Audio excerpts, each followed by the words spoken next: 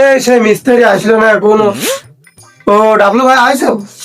হ্যাঁ মিজান ভাই আমি আসছি। তো আপনি দরজা বানানোর জন্য ডাকলেন, তো কোন দরজা বানাবেন দেখান।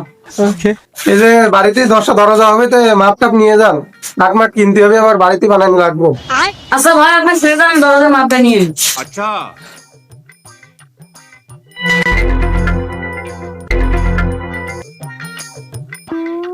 এই মাপটাপ নিয়ে দেখলাম 50 সেফটি গোল লাগবে। আমার মহাজনের প্রচুর কাঠ আছে, আপনি যাবেন না? 1 নম্বর কাঠ কিনে দেবো না।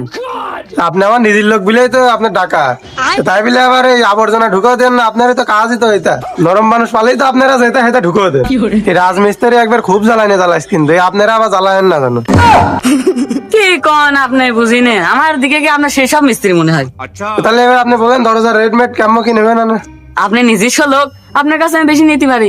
অন্য মানুষের কাছে 3000 নেই, আপনার কাছে 3500 নেবো না। কি বলেন, 3500 নাকি?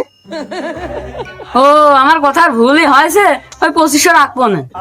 তাহলে কাঠ মাঠ কিনতে হইতে কেমন কি? তাহলে আপনি বিকালে কারখানার বা চলে আসেন, আমি গেলাম। আচ্ছা ঠিক আছে।